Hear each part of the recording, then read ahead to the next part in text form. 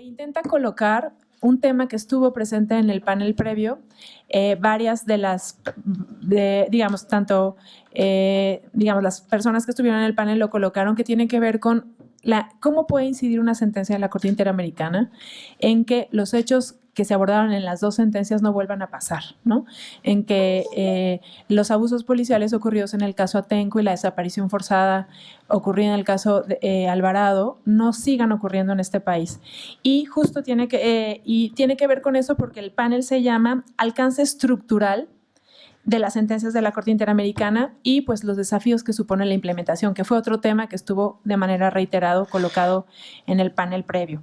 Para este panel tenemos el gusto de que nos acompañen pues las dos abogadas que acompañaron al caso de mujeres víctimas de tortura sexual, por un lado, que es Stephanie Erin-Brewer, y al caso Alvarado, Alejandra Nuño. Y también Sandra Serrano, que es, digamos, ella es profesora de Flaxo México, la voy a presentar, pero es académica. Ahora me decía Sandra, ¿qué papel juego yo en esta mesa? Pero también desde la academia se ha estudiado mucho cuál es el impacto de las sentencias más allá del caso concreto, el impacto estructural y cuáles son los desafíos que hay en la implementación de las sentencias. Son sentencias, aunque puedan parecer pequeñitas, y yo coincido con lo señalado en el panel anterior de pequeñitas frente a lo que implica una violación grave de derechos humanos, pues al final suponen medidas, algunas de complicado cumplimiento, y bueno, pues ahí está el desafío. No solo, digamos, el primer desafío, la voluntad política de que se cumplan estas decisiones, pero también de cumplir medidas estructurales que suponen pues ciertas complicaciones, lo que no significa que no se deban cumplir, ¿no? Bueno, voy a ceder el uso de la palabra conforme el programa. En primer lugar, a Stephanie Erin-Brewer, la presento muy rápido. Ella es abogada por la Facultad de Derecho de Harvard y licenciada en Psicología por la misma universidad. Desde el 2007, ella trabaja en el Centro de Derechos Humanos Miguel Agustín Pro Juárez, donde su trabajo se centra en la investigación, documentación y litigio internacional de casos de tortura, detenciones arbitrarias, desapariciones forzadas, deficiencias estructurales en el sistema de justicia penal, entre otros temas. Ella tiene diversos artículos sobre temas relacionados con derechos humanos, estudios sobre el sistema interamericano de derechos humanos, en fin, pueden buscar publicaciones de Stephanie y pues las van a encontrar ahí disponibles. Yo les agradezco mucho a las tres, a Stephanie, a Ale y a Sandra, estar en esta mesa, y de entrada te cedo el uso de la palabra, Stephanie. Bienvenida. Muchas gracias por la invitación a este espacio, gracias por la paciencia mientras resolvimos los problemas técnicos. Creo que justo ya han escuchado un poco sobre algunos de los estándares, algunos de los temas que se abordan en la sentencia del caso Atenco, en el panel que fue a distancia con el licenciado Jorge, ¿no? Y justo en el panel anterior, pues ya muchos de los temas que voy a abordar, bueno, voy a abordar 3 temas principales, creo que ya se plantearon y sobre todo ya se expuso de manera muy clara que justo uno de los objetivos principales del litigio de este caso en el sistema interamericano fue no solo buscar verdad y justicia en el caso concreto del operativo y las detenciones y los procesos penales y la falta de justicia en el caso Atenco, sino también buscar un impacto más allá de las víctimas de ese caso, buscar un impacto estructural en el país, en las vidas de otras mujeres, de otras personas, ¿no? Entonces, yo me voy a centrar en 3 temas, que son 3 medidas de reparación ordenadas por la Corte en esta sentencia, que son ejemplos muy claros de oportunidades para el Estado, para el país, para las demás personas, donde a partir del cumplimiento de estos puntos puede haber un impacto estructural mucho más allá del caso concreto, ¿no? Uno de los temas más analizados, estudiados, destacados en este litigio, porque así fue planteado por las mujeres denunciantes, es desde luego el uso de la tortura sexual en contra de mujeres. Como sabemos, en los hechos del operativo de Atenco, el Estado cometió un sinnúmero de violaciones a derechos humanos de un sinnúmero de personas. Estamos hablando de desde violar el derecho de reunión, represión a la protesta social, detenciones ilegales arbitrarias, tortura física, psicológica, sexual, procesos penales fabricados sin fundamento y desde luego la denegación de justicia y como eje transversal en todo eso la discriminación por razones de género. Entonces, de alguna manera nos puede llamar la atención o sorprender el nombre del caso, ¿no? Que se llama Caso Mujeres Víctimas de Tortura Sexual, porque en realidad fueron víctimas, sobrevivieron muchas violaciones a derechos humanos más, no solamente es un caso de tortura sexual.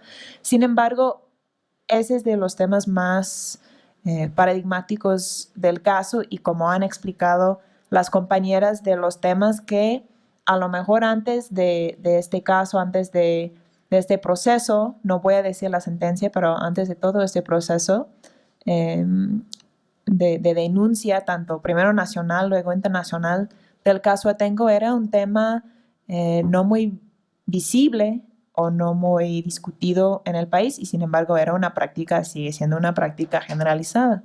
Cuando las personas detenidas son mujeres, o si hablamos del uso generalizado de la tortura en el país, como ha sido ya documentado y confirmado por varios relatores de Naciones Unidas, pues cuando las víctimas son mujeres, la regla básicamente es que la tortura va a tomar la forma de tortura sexual.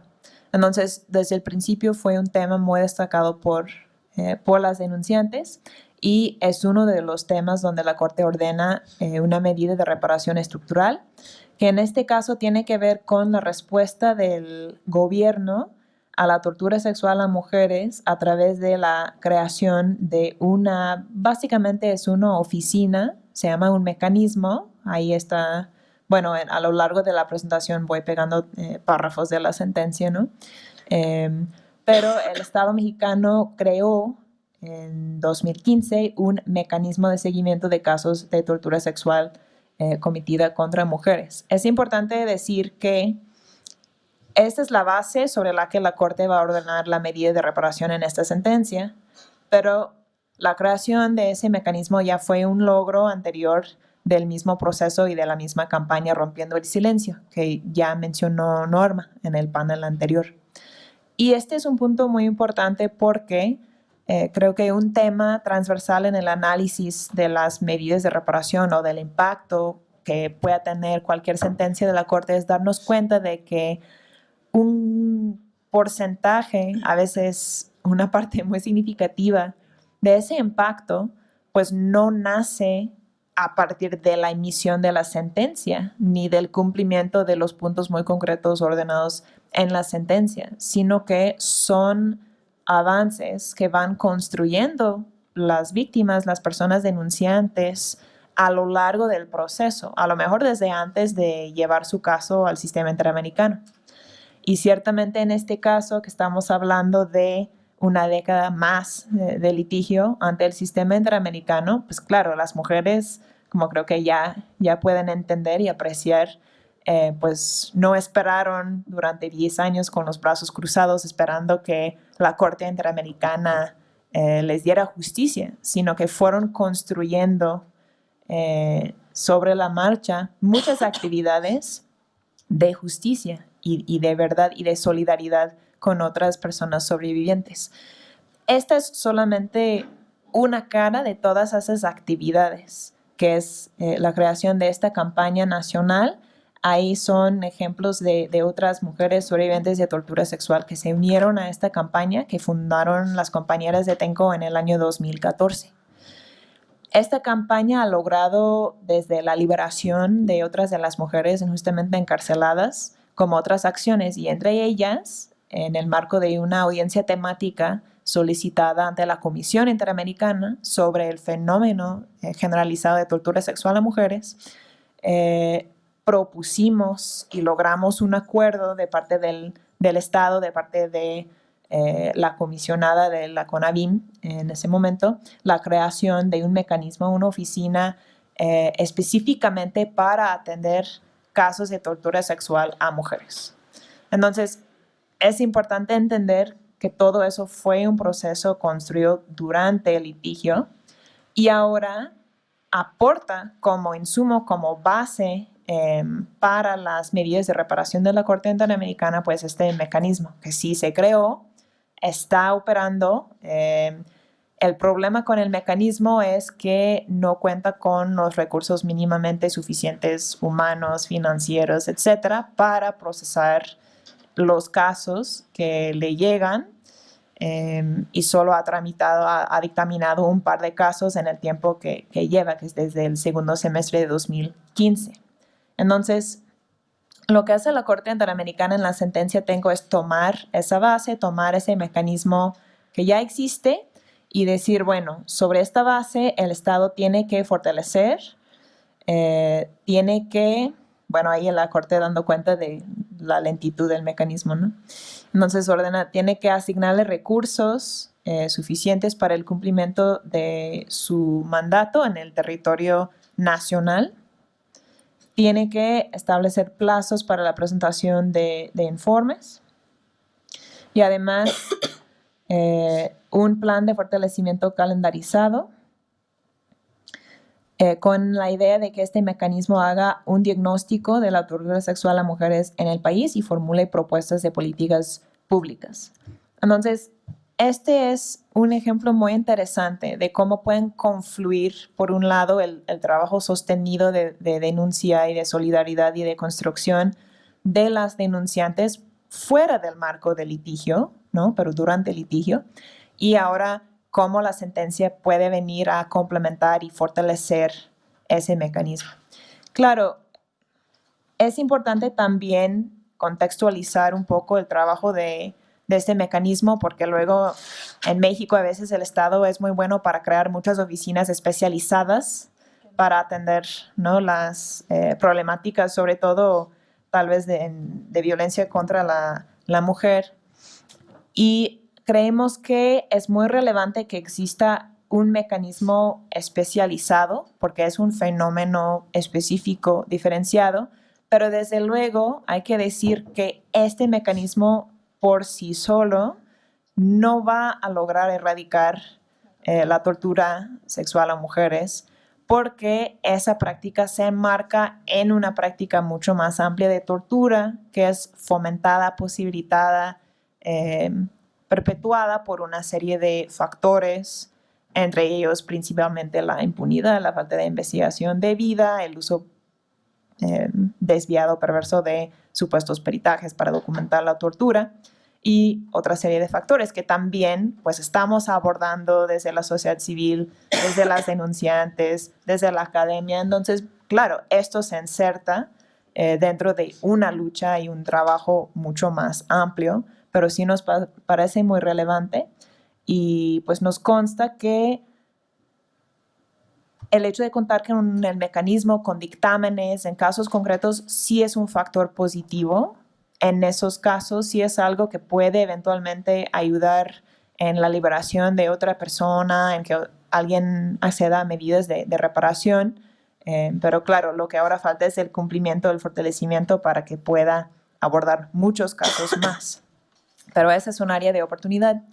La segunda área de oportunidad muy grande que vemos cuando analizamos los hechos de Atenco es cómo prevenir, atender, responder, sancionar, etcétera, la represión, el uso completamente arbitrario de la fuerza, porque en el caso Atenco, como saben, también confluyen estas dos temáticas, la tortura, la violencia contra la mujer, pero también la represión en sentido más amplio, la represión a la protesta social, y en este caso en particular por cuerpos policíacos. Entonces, al analizar el caso, la Corte concluye, obviamente, entre muchas otras conclusiones, que hubo un uso ilegítimo excesivo de la fuerza por los cuerpos policíacos, tanto federal como estatal. Estamos hablando, desde luego, del Estado de México. Entonces, ordena otra medida estructural muy interesante. Yo creo que prácticamente sin precedentes, tal vez sin precedentes. En otros casos, la Corte ha ordenado medidas sí dirigidas a capacitar o fortalecer cuerpos policíacos, a llevar registros, por ejemplo, de personas fallecidas en operativos de cuerpos policíacos. Entonces, sí hay ciertos antecedentes, pero aquí es una medida que va más allá y es establecer un observatorio independiente que permita dar seguimiento a dos temas principales: la rendición de cuentas, los mecanismos de rendición de cuentas de los cuerpos policiales y el uso de la fuerza, el monitoreo del uso de la fuerza.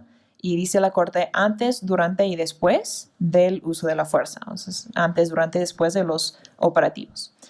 Un aspecto muy llamativo de esta medida es que el observatorio independiente debe incluir la participación de la sociedad civil y que la meta del observatorio no es solo, observar y tal vez denunciar, sino también construir propuestas para mejorar la actuación de esos cuerpos policíacos, ¿no? Entonces, la idea es crear como un ciclo virtuoso de retroalimentación, de documentación, a lo mejor de denuncia, pero con la idea de ir corrigiendo esos problemas, ir instalando los protocolos adecuados o asegurar que haya consecuencias o haya una sanción adecuada, ¿no?, ante los casos de uso excesivo de la fuerza. Y este observatorio, como viene en un caso donde las autoridades responsables eran policías federales y policías del Estado de México, también se ordena en esos términos. Se tiene que crear a nivel federal, dice la Corte, pero la idea es que supervise tanto a Policía Federal, que muy pronto probablemente se va a llamar y ser Guardia Nacional, pero dice policía a nivel federal y a nivel del Estado de México.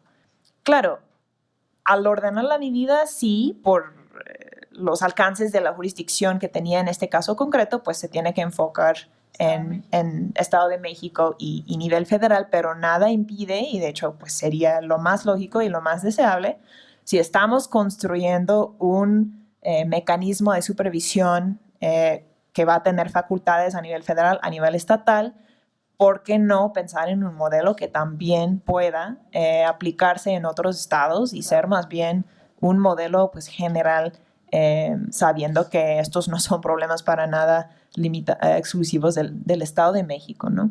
Entonces, esa es otra oportunidad que tenemos, que ahora, por razones tal vez no las más afortunadas, o podemos pensar que sí, o que sea afortunado por lo menos que llegue a la sentencia en este momento, ahora tenemos más necesidad y más urgencia y va a ser cada vez más importante contar con un mecanismo, un observatorio de estas características, porque en el diseño de la Guardia Nacional, que puede salir mejor o peor, y creo que se va a discutir justo en el panel que sigue, lo cierto es que pues estamos incluyendo, metiendo, aumentando factores de riesgo para los derechos humanos. Entonces, pues es incluso más relevante hoy que hace unos meses, al finales de diciembre, cuando se emitió la sentencia. Y en unos días, unas semanas más, a lo mejor va a ser pues ya una realidad. Entonces, viene en un momento pues también muy, muy importante en materia de modelos de seguridad pública. Y el último tema que quería mencionar es el tema de acceso a la justicia. A lo mejor cuando pensamos en la reparación integral, si ustedes ubican más o menos cuáles son las categorías de reparación que otorga la Corte, piensan en las garantías de no repetición como los dos ejemplos anteriores, ¿no? Reformas legislativas, de políticas, de instituciones, y a lo mejor pensamos que el acceso a la justicia es otra cosa o es su propia categoría. Pero creo que en este caso también la medida ordenando la investigación penal de los hechos es una oportunidad que va mucho más allá del caso y que toca temas estructurales. Ya hemos escuchado, no voy a repetir, y todos lo sabemos, que pues vivimos en un país donde no ha habido sanción para altos funcionarios, no existe prácticamente una lógica de investigación por cadena de mando. Entonces, una orden de la Corte en el sentido de investigar y sancionar a todos los responsables nos iba a costar mucho trabajo traducir esa medida en el cumplimiento a nivel nacional. Entonces, en esta sentencia, tal vez pensando justo en eso, no sé, pero que también me parece un muy buen presente, la Corte hace un análisis y un aterrizaje muy concreto de cómo tendría que ser esa investigación, de cuáles son las líneas que hay que seguir para investigar y sancionar a la cadena de mando, cuáles son los tipos de responsabilidad. Entra hasta en un análisis de cuáles son los elementos que muestran si hay dolo, si no hay dolo, cuáles son diferentes tipos penales que podrían ser aplicables. Entonces, es un aporte muy relevante en la jurisprudencia del sistema, pero para que el Estado mexicano pueda usar este caso como el caso pionero, como un laboratorio para también aprender a investigar y sancionar por la cadena de mando. Entonces, en ese sentido, también creo que esta es una oportunidad para tener un impacto estructural. Y aquí un poco del lenguaje de la Corte, solo unos ejemplos, ¿no? Hasta también, bueno, en las investigaciones dice no solo de los actos, sino de acciones posteriores que obstaculizaron y revictimizaron, o sea, obstaculizaron el acceso a la justicia y revictimizaron a las mujeres. Entonces, yo creo que son 3 áreas, seguramente no son las únicas, pero son 3 áreas donde claramente el cumplimiento de las medidas ordenadas por la Corte tendría un impacto más allá del caso y que puede ser estructural. Claro, justo lo que estamos esperando, exigiendo es ese cumplimiento, y creo que con los cambios que tenemos ahora en el gobierno, por lo menos una sensación que podemos tener es que es ahora o nunca, ¿no? O sea, si con esta transición, si con este cambio no hay un cambio igual de claro y completo en la prioridad asignada al cumplimiento de las sentencias internacionales, o sea, si no es el momento con la creación de una Fiscalía General autónoma, con un nuevo marco normativo, si ese no es el momento de también revertir la impunidad en casos de graves violaciones de derechos humanos, pues muy difícilmente podemos pensar en otro en el horizonte muy, muy cercano. Entonces, pues ahí vamos a seguir exigiendo junto con las compañeras el cumplimiento de la sentencia. Gracias.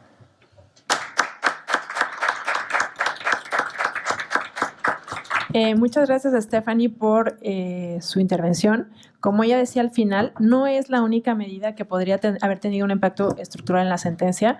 Yo recuerdo cuando la revisé que los representantes también solicitaron adecuación o modificaciones relacionadas con los médicos forenses, de tal manera que no pertenezcan a la institución que evalúa a sus pares, ¿no? Porque claramente en el caso hay omisiones y una atención digamos, incorrecta de los médicos, pero ese fue un tema que la Corte no recogió, ¿no? No lo recogió. Voy a ceder ahora el uso de la palabra a Ale Nuño, la presento muy rápido. Ella es licenciada en Derecho por el Instituto Tecnológico de Estudios Superiores de Occidente y tiene una maestría en Derecho Internacional de los Derechos Humanos en la Universidad de Essex en Inglaterra. Actualmente es consultora independiente. Anteriormente fue directora ejecutiva adjunta en la Fundación por la Justicia y el Estado Democrático de Derecho. También fue directora ejecutiva de la Comisión Mexicana de Defensa y Promoción de los Derechos Humanos. Antes también fue directora del Programa Regional para Centroamérica y México del Centro por la Justicia y el Derecho Internacional. Se especializó en Sistema Interamericano de Derechos Humanos al brindar capacitación en la materia y representar a cientos de víctimas de violaciones de derechos humanos frente a casos ante la Comisión y ante la Corte Interamericana. Ale, bienvenida. Muchísimas gracias a Malena, al observatorio. Perdón por mi voz súper sexy, tengo gripa. Pero gracias por la invitación y particularmente yo diría gracias por el panel anterior. O sea, yo me voy con ese panel, todo lo demás no tiene, podemos contribuir, pero creo que el panel anterior nos refuerza el por qué estamos aquí, ¿no? Y por qué queremos hacer las cosas que esperamos hacerlas de la mejor manera. Entonces, yo, pues, me voy a centrar en lo estructural y en lo no estructural de las reparaciones, y voy a hacer un recuento y les voy a decir un poco por qué, ¿no? Bueno, ustedes saben, ya se ha dicho mucho que en diciembre del año pasado la Corte notificó 3 sentencias, ¿no? Estamos analizando 2 porque entiendo que eran las sentencias que tenía digamos, en las que había controversia, pero la Corte notificó una tercera sentencia, que es un acuerdo de solución amistosa homologado, el segundo acuerdo para México, que tiene que ver con nada más y nada menos que con la ejecución extrajudicial de un indígena tepehuán, Mireille Trueba, en Baborigame, Chihuahua, en el 98 por el ejército, ¿no? Entonces, digamos, las 3 sentencias, alguien ya lo decía en los paneles anteriores y propio Jorge lo dijo, las 3 sentencias lo que nos dicen es que hay un problema en relación con la política de seguridad de este país y que si seguimos así, no nada más vamos a seguir repitiendo dolorosamente hechos como los que estamos viendo en esta mesa, sino muchos hechos más, ¿no? Entonces a eso volveré al final de mi intervención. Y bueno, ustedes dirían, ¿por qué Alejandra Nuño va a volver a decir los hechos del caso que no tienen caso? Ahora les voy a decir por qué.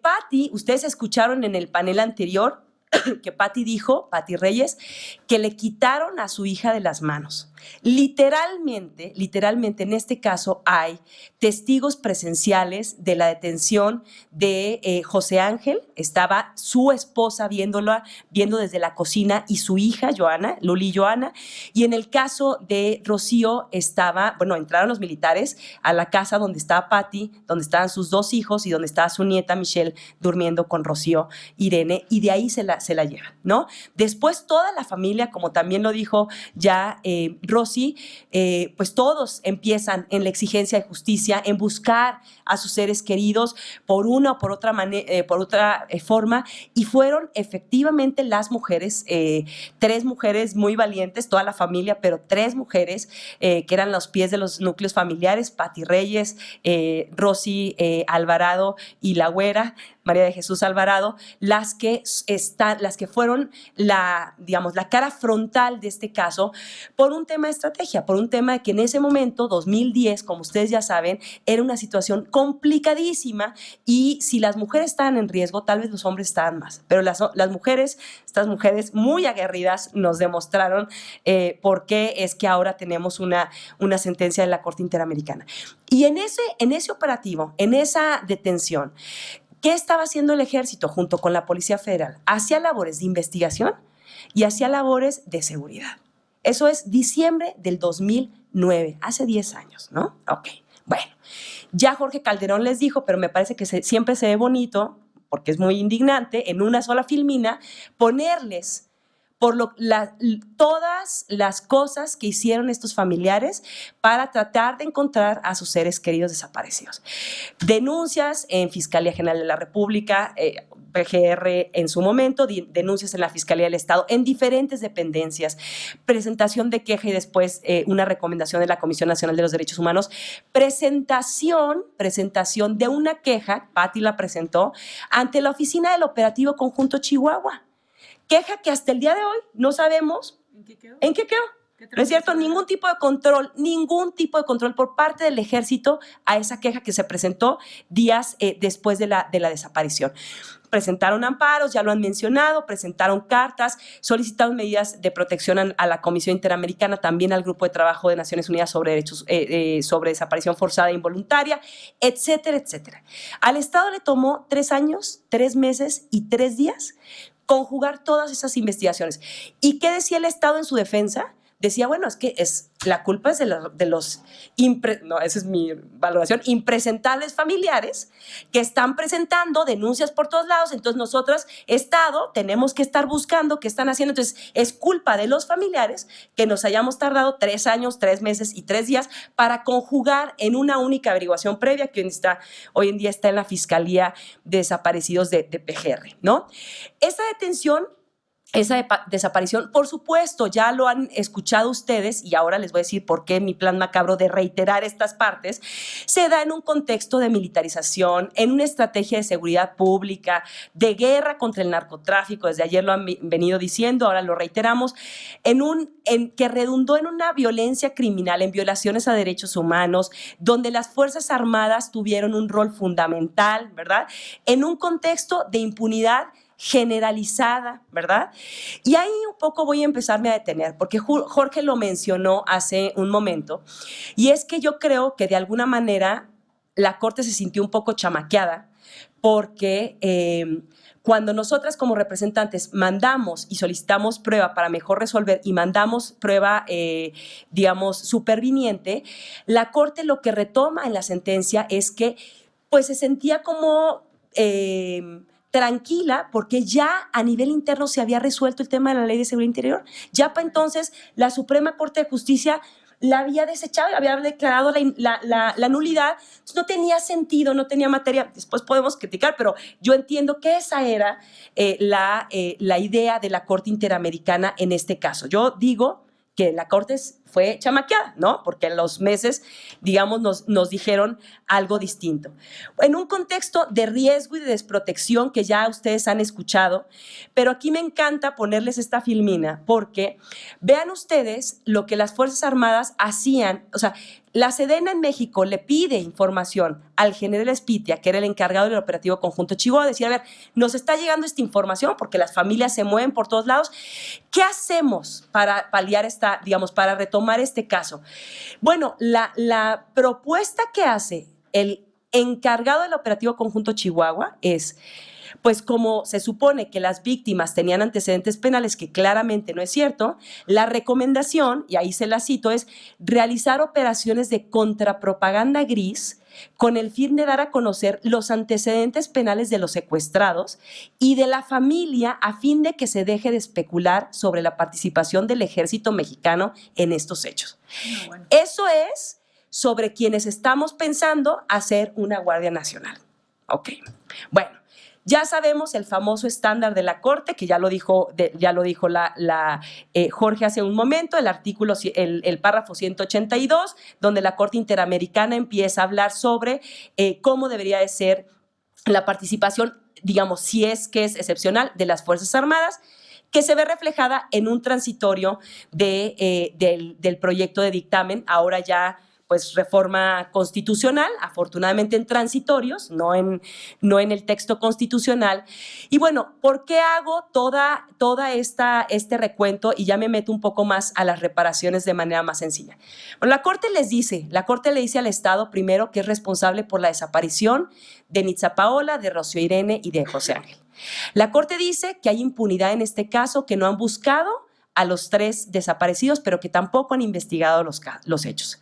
La Corte dice que el Estado es responsable por el sufrimiento que le han generado a las familias a partir de la detención y posterior desaparición e impunidad del caso, pero también que hay una responsabilidad por no haber protegido a las familias por las agresiones y no haber cumplido, como ya dijo Jorge, con las medidas provisionales. También el Estado es responsable del desplazamiento forzado y de la separación familiar, ¿verdad? Y finalmente, la Corte dice que el Estado es responsable por no haber contado en su momento con un marco jurídico adecuado para los hechos. Bueno, México, y ahora ya empiezo a aterrizar sobre las reparaciones. México, de los 10 casos que les he mencionado, 8 si le quitamos las homologaciones de sentencia, en 7 casos México ha sido sancionado por tener marcos jurídicos contrarios a derechos humanos, ¿no? Prácticamente, salvo Campo Algodonero, que también hay una violación al 2, pero por otro tema, hasta en el caso de Atenco, en el caso Alvarado, en su momento había un marco jurídico inadecuado para poder resolver los hechos. Ahora voy a volver a esta parte de los marcos jurídicos inadecuados. Bueno, ¿qué ordena la Corte Interamericana? La Corte, yo la verdad es que creo que en casos de personas desaparecidas y sobre todo en un país donde tenemos a miles de personas desaparecidas, lo que puede ser muy, digamos, muy individualizado, creo que claramente es estructural para cualquier caso de personas desaparecidas. Entonces, primero la Corte, ¿qué empieza a hacer? al igual que en el caso de Atenco, la Corte le empieza a poner carnita a la reparación, ¿no? La Corte decía, bueno, debe de buscar, pero ahora la Corte empieza en cada medida de reparación a establecer criterios claros para que después el Estado no diga, híjales, ¿cómo lo hice? O lo hice diferente. Entonces la Corte de una vez dice, a ver, estos son mis criterios para que usted, Estado, vaya poco a poquito a ver cómo va cumpliendo. En el caso de la búsqueda, que es, bueno, perdón, me adelanté. Lo primero, la Corte siempre dice, Carlos ya lo mencionó, la sentencia en sí misma es una forma de reparación. Bueno, uno dice, bueno, pues sí, a veces no alcanza, pero en este caso, donde la tesis, la hipótesis del Estado era que por una declaración de muy buena fe, descontextualizada, de la madre de Rocío Irene, que fue a declarar a PGR, por un parrafito descontextualizado. De ahí se agarraron para hacer su teoría, que su teoría era que no era el ejército, sino que era la delincuencia organizada disfrazada del ejército. La sentencia es una forma de reparación, ya lo dijeron en el panel anterior, el que le hayan creído a las familias, el que Patti ya lo dijo, no lo tengo que reiterar porque lo dijo mucho mejor que lo que yo podré decir alguna vez, pero la culpa que sentía la familia y particularmente la madre de una de ellas, de que sobre su testimonio el Estado maliciosamente se agarró para tener toda su hipótesis. Bueno, ahora voy a retomar lo que decíamos, cómo el Estado tiene que litigar en el ámbito interamericano. Entonces, la sentencia en este caso es clarísimamente una forma de reparación para los familiares. La investigación del paradero, la Corte va diciendo poco a poquito cómo tiene que ser la búsqueda, ¿no?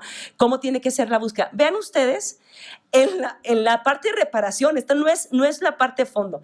Vean lo que dice la Corte para el tema de la investigación y de la sanción de los responsables. En una filmina traté de juntarles todo, pero la Corte dice, a ver, que no me venga el Estado a decir después que la investigación la trató de hacer. No, a ver, tiene que ser en un plazo razonable, tiene que remover todos los obstáculos, tiene que colaborar todas las instituciones en la recolección de la prueba, tiene que brindar a todas las autoridades investigadoras todo el acceso a la información.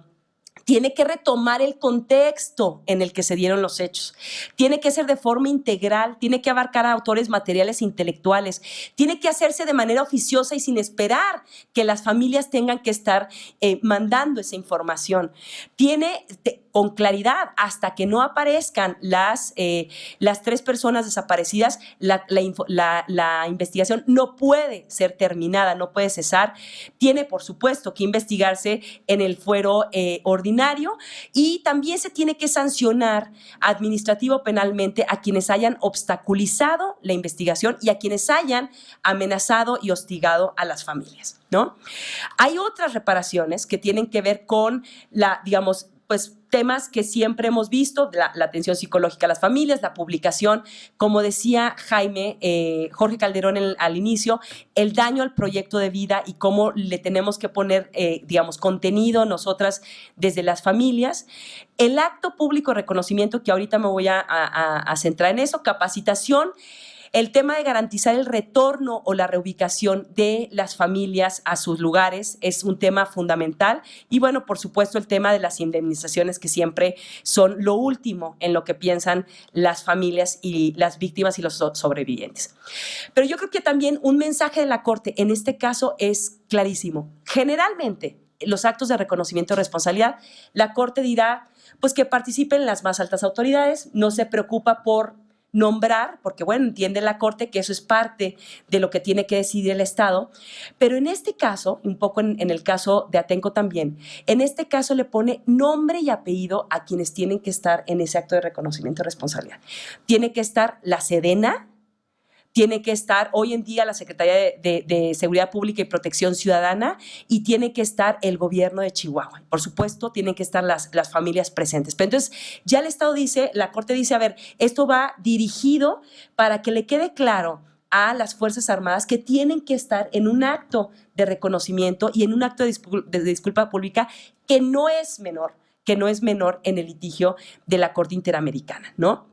Y entonces, digamos, yo recapitulo en 6 temas básicos que me parece que es fundamental. Ya Carlos lo ha dicho y varios del público también lo mencionó, pero genuinamente, en este caso, la Corte Interamericana era la única opción de verdad, de memoria, de justicia y de reparación para las familias, ¿no? Y que en esa medida es muy importante que, bueno, es increíble que ahora se cite el caso Alvarado y, como dijo Jorge, el test Alvarado, pero el test Alvarado son 37 personas. Son 37 personas de carne y hueso. Y si se nos olvida eso, y si se nos olvida que solamente podemos agarrar solo el parrafito porque es súper interesante y no entendemos la totalidad de la sentencia, estamos mal, ¿no? Estamos mal y no estamos entonces entendiendo la razón de ser del sistema interamericano, ¿no? Y yo diría, en tercer lugar, la sentencia debe ser leída en su totalidad, ¿no? Porque de lo contrario se descontextualiza el sentido de la sentencia.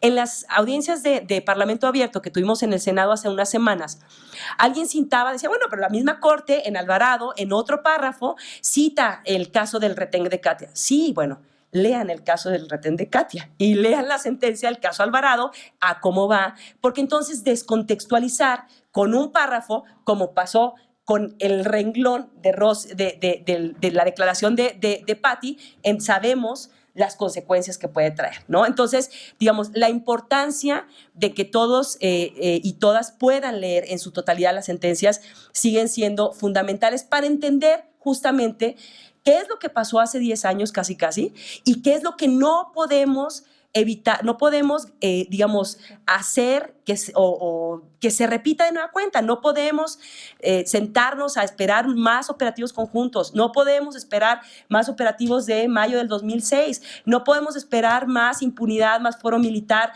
más campañas de desprestigio contra las familias. No podemos hacer eso. Y si no leemos la totalidad de la sentencia, no entenderemos por qué es tan relevante eso de cara ahorita a las políticas y discusiones estructurales que está teniendo el país, ¿no? Bueno, en cuarto lugar, digo, ya estaba en mi PowerPoint, entonces, ¿qué le voy a hacer? Yo diría, ¿cuál es el rol de la representación de nuestro Estado mexicano ante instancias internacionales? El rol es que vayan a decir que las víctimas, que es la culpa de las víctimas, como lo hicieron en Campo Algodonero, como lo han hecho acá, como lo hicieron en Inés, en Valentina, en Ecologistas, en parte de Atenco. ¿Ese es el rol que queremos? ¿No? O sea, yo coincido con Carlos en que hay que empezar a pensar y a discutir y a exigir de nuestra Cancillería y de nuestro Estado mexicano, qué tipo de, no solamente en los casos, ahora van a Ginebra, ¿qué van a decir a Ginebra? ¿No? O sea, yo creo que pensando un poquito qué podemos hacer todos y todas, me parece que esa es una discusión que deberíamos de empezar a tener con mayor seriedad, ¿no? Por supuesto, el Estado tiene que cumplir oportuna y de buena fe con sus obligaciones internacionales. Hay un efecto útil del cumplimiento de la sentencia digamos, en este sentido, pero yo diría, a ver, de las 10 sentencias emitidas por la Corte Interamericana, solo una ha sido dada por cumplida en su totalidad por la Corte Interamericana de Derechos Humanos, y al día de hoy tenemos entonces 9 sentencias que estamos, 9 con las manos podemos juntar. O sea, ¿cómo es posible que no podamos cumplir con todas las sentencias? Y finalmente yo, digamos, con esta recapitulación yo diría, pues al día de hoy el caso Alvarado es la sentencia más citada en los últimos meses, ¿no? Quien no habla de Alvarado es lo políticamente incorrecto, como el caso de Atenco. Es políticamente incorrecto no saber Alvarado, ¿no? Lo han dicho organismos internacionales, lo han dicho instituciones públicas de derechos humanos, lo han dicho académicos, lo han dicho los propios senadores y senadoras, lo han dicho organizaciones de la sociedad civil en pro y en contra de la reforma constitucional, de la reforma constitucional a la Guardia Nacional. Pero como ya les decía Rosy, al día de hoy vamos por el tercer mes y no hemos podido concretar una reunión de cumplimiento integral de la sentencia. ¿Y de qué hemos hecho lo que hemos podido? No sé, se pueden imaginar la creatividad que las organizaciones tenemos para poder insistir, y no hemos logrado. Hemos tenido interlocución con algunos funcionarios, tanto de PGR como de la Secretaría de Gobernación, pero al día de hoy no hemos logrado absolutamente nada, lo cual me parece indignante, revictimizante, doloroso, frustrante y lo que más quieran con ante, ¿no? No podemos entender, yo no puedo entender y no puedo entender porque miren ustedes la foto, esta es la foto. Ya les dijo Rosy, en 2 meses después de la desaparición de sus seres queridos, ustedes la ven desde su... Ay, canijo, no, o sea, la que no es la de amarillo, la del otro lado, para mí es la derecha. Ahí está Rosy Alvarado, ahí está la güera, María de Jesús Alvarado. Están 2 familiares del caso Reyes de Juárez. ¿Y están con quién? Con el presidente Alvarado. Gracias. Febrero del 2010. Las recibió, les dijo que les iba a ayudar, les dijo que les iba a apoyar, que bla, bla, bla, se tomaron la foto, todo bien.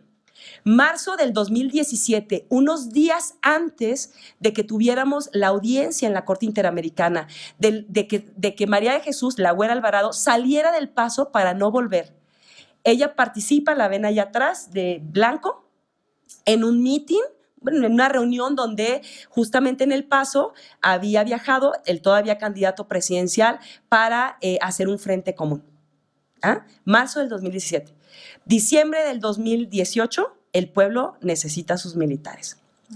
Hoy, en estos días, el presidente de la República, organizaciones obstaculizan a la Guardia Nacional.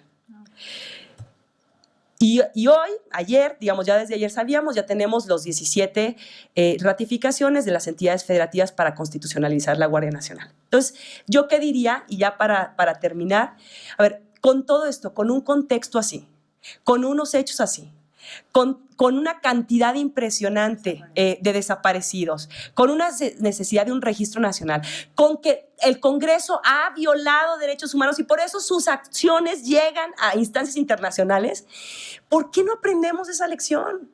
¿Por qué no hacemos como Perú cuando en su momento le empezaron a llegar todos los casos de la Corte Interamericana y Perú dijo, no más casos de terrorismo, déjame reviso los 5,000 casos que tengo de terrorismo y no me llega ningún otro caso más a la Corte Interamericana? ¿Por qué no aprendemos la lección? ¿Por qué no cumplir a cabalidad con una sentencia y adoptar esas medidas de repetición? ¿Por qué seguir revictimizando a esta y a otras muchas familias en el no cumplimiento de la sentencia? Entonces, yo termino diciendo, apóyennos exigiendo el cumplimiento cabal de esta y de las demás sentencias. Muchas gracias.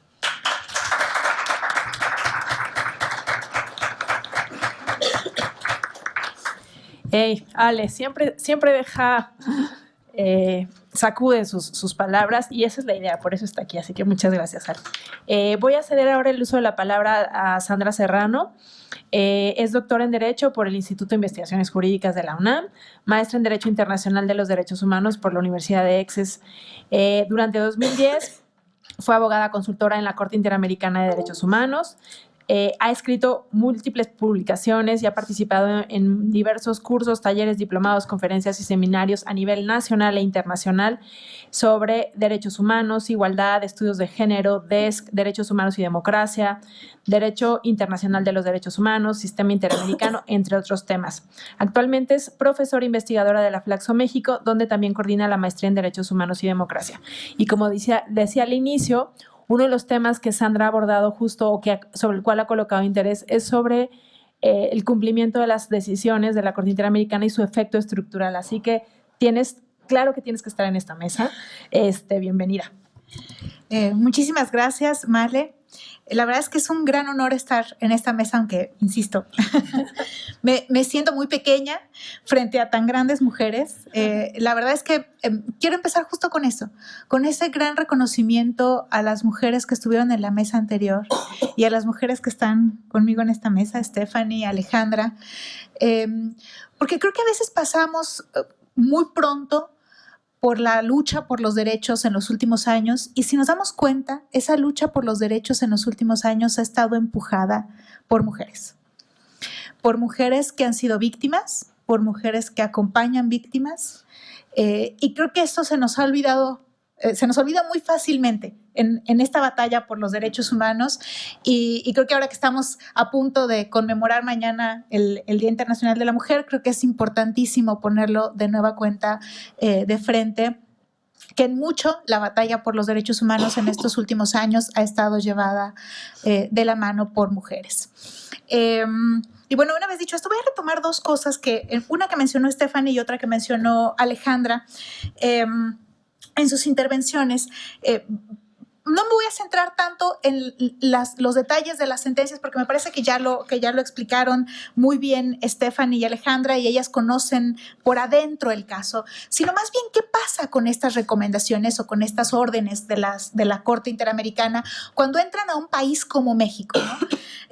Y por eso quiero retomar dos cosas. Una que mencionaba Alejandra y es esta dispersión a la que se somete a las víctimas de ir a un lugar y luego a otro y luego a otro y a 10, 15 lugares diferentes a poner denuncias, a poner una queja, a tomarse un registro de ADN, a ver si me escuchan aquí.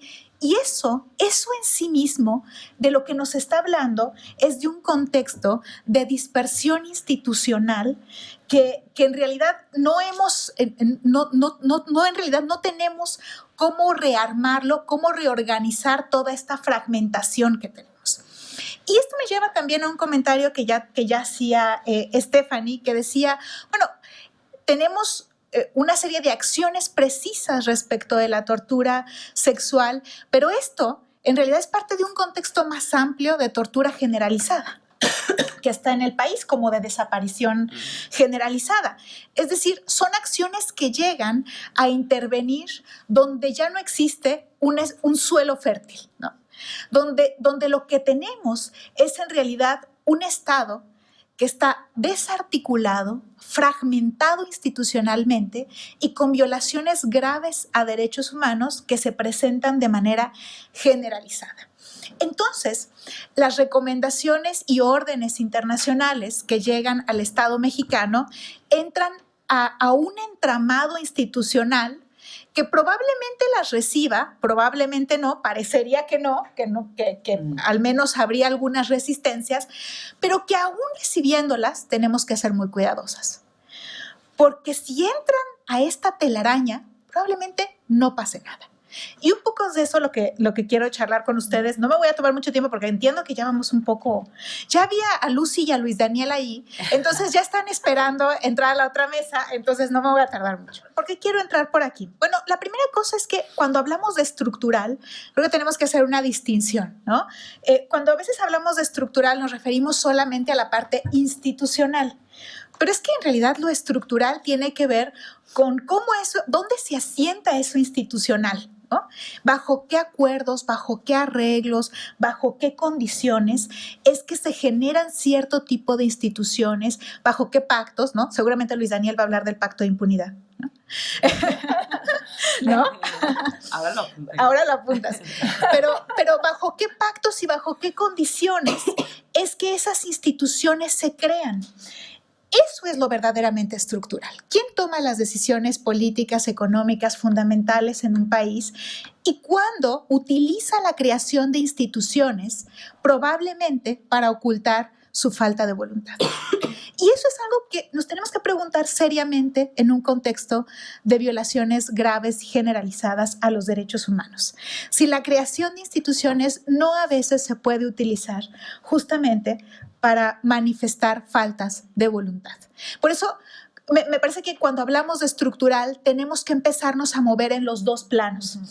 Y me llamó mucho la atención en este par de sentencias que, a diferencia de otras o de otras épocas de la Corte Interamericana, en estas fue muy prudente, moderada, en las garantías de no repetición. Si bien fue muy precisa en la parte de la investigación y dar como instrucciones muy claras de qué hacer y por dónde guiarse, fue muy moderada, lo cual me pareció un buen síntoma. La verdad es que no me parece necesariamente algo malo, ¿no? Uno a lo mejor se esperaría que dijera tiene que hacer todo y generar tantos marcos jurídicos y demás, pero puede que no sea necesariamente algo que hay que leer en un sentido negativo.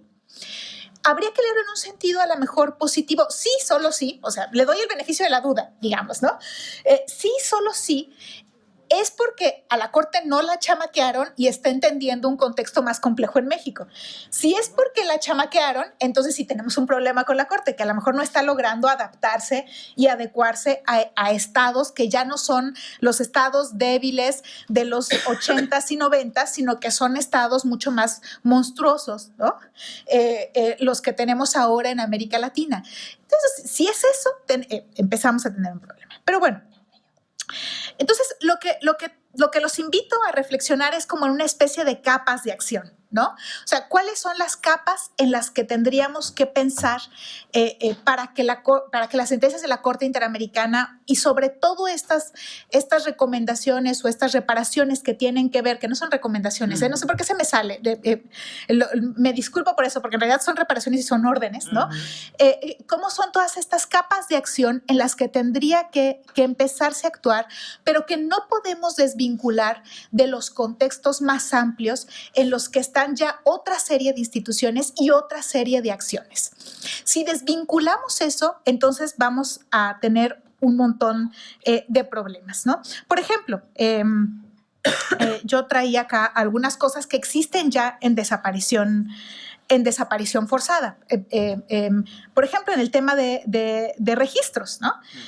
Existe un muy mal REMPED que tendría que desaparecer, pero la propia Ley General de Desapariciones establece que se tiene que crear un registro, pero no son los únicos registros que existen. La Comisión Nacional de Derechos Humanos tiene su propio registro de personas desaparecidas. Además, existe un Registro Nacional de Personas Fallecidas, o debe existir un Registro Personal de Personas Fallecidas, debe existir un Registro Nacional de Fosas, un Registro Nacional de Víctimas también que incluye a las personas desaparecidas. Es decir, lo que tenemos son como 10 tipos de registros. No. Y que se supone la ley general tiene que unificar. Pero en la medida en que nadie se está preocupando por unificar, sino que nos seguimos preocupando porque se cree un nuevo registro, habrá otro más, probablemente que sea igual de malo, ¿no? Entonces hay que tener como mucho cuidado. Protocolos, ¿no? Alerta Amber, que bueno, ese es para niños. Alerta Alba, que ya existía cuando sale Campo Algodonero, pero que se fortalece con Campo Algodonero, protocolo Alba. Alerta Plata para adultos mayores. El protocolo homologado de búsqueda de 2015, el protocolo homologado para la investigación del delito de desaparición, el protocolo homologado de búsqueda que están en construcción actualmente, el protocolo de atención consular para víctimas mexicanas de trata en el exterior, que también son personas desaparecidas. El Protocolo Nacional de Actuación de Atención a Víctimas de Secuestro, que también están desaparecidas. El Protocolo para realizar investigaciones para desaparición de mujeres, también mujeres desaparecidas de manera particular. Y me puedo seguir, hay otros tantos protocolos que atienden a personas desaparecidas. Pero además hay fiscalías diversas, ¿no? La Fiscalía de Desaparecidas, la Fiscalía de Trata, la Fiscalía de Feminicidio, la Fiscalía de Secuestro. Entonces, una mujer desaparecida, por ejemplo, puede entrar en un montón de fiscalías. Y esto genera inactividad del Estado. Digamos que no es que sea culpa de las víctimas, no, al contrario, es una gran falacia regresarles la culpa a las víctimas. Es el Estado creando una mayor institucionalidad descontrolada, desarticulada, que a veces tiene o puede tener el efecto, en realidad, de ocultar falta de voluntad. Y creo que con eso tenemos que ser muy cuidadosos con las órdenes de los organismos internacionales y en estos casos precisos, en la creación de ciertas instituciones, me parece que como están muy acotadas, habría que tratar de articularlas adecuadamente con lo que ya existen para que tengan verdaderamente un potencial de tener resultados y no solamente de convertirse en un engranaje más de esta telaraña de instituciones que ya existen. Y finalmente, simplemente para cerrar, volver a hacer el énfasis en esto. Preguntémonos a dónde están llegando estas instituciones. Si creemos que el tipo de funcionarios públicos que tenemos, si creemos que esta Guardia Nacional y esta policía con uniforme de estos militares con aparente cara de civil, realmente van a poder hacer funcionar todo esto que queremos que sean cambios estructurales. A lo mejor tendríamos que irnos a esta otra capa, ¿no? O sea, estas son las capas más visibles. Esto es lo que se ve, esto es como, queremos un nuevo protocolo, queremos una nueva fiscalía, queremos un nuevo tal, pero donde se está sentando esto sigue podrido. Y entonces, mientras eso siga podrido y pudriéndose aún más, ¿no? Entonces, todo lo que llegue, en realidad, no sé si no va a encontrar, probablemente algunas cosas sí, pero digamos que nuestras expectativas no son tantas. Esto no quiere decir, y regreso al optimismo, que las sentencias no sirvan. Al contrario, son justamente las herramientas que pueden ser útiles para desprender toda la pudredumbre. Pero entonces el uso de las sentencias no es solamente un checklist de que se cumpla cada una de las reparaciones en materia más institucional. Por supuesto, las que tienen que ver con satisfacción, con investigación, esas se tienen que cumplir a pie juntilla. Pero no necesariamente solamente tienen ese efecto las sentencias. Lo que nos regalan las víctimas, después de todo lo que han pasado, además nos regalan, es poder tener esas palancas que levanten la pudredumbre. Y son esos efectos políticos, esos efectos simbólicos, esos efectos que logran generar espirales de cambio, ahí sí, en esta capa mucho más oscura, ¿no? Que no es en la capa más institucional, donde a veces nos quieren llevar a la discusión. Y me quedaría por el momento ahí. Muchas gracias, Sandra. Gracias a Sandra por su intervención. Yo la verdad es que varias veces me he preguntado por qué las sentencias de la Corte Interamericana contra México no se cumplen. Incluso algunas medidas que... ahora con la intervención de Sandra entiendo que no es solo un tema, no es solo un tema de voluntad, sino de pronto esta fragmentación estatal de la que ella habla, institucionalidad que no funciona, y esa dispersión que hay y que las víctimas la viven desde que están en la búsqueda de justicia a nivel interno y que también la viven cuando les toca seguir insistiendo en que las sentencias se cumplan, ¿no? Bueno, creo que no vamos a poder dejar espacio para preguntas y respuestas porque la mesa siguiente tenía que haber empezado hace 18 minutos. Les pido una disculpa a todos. La ventaja es que Ale, Stephanie y Sandra van a bajar y ahí las pueden agarrar y ahí les pueden consultar pues nada, las dudas o los comentarios que quieran hacerles. Les agradezco muchísimo a las tres haber estado en este seminario, en la mesa, y pues nada, las despido con un aplauso. Gracias.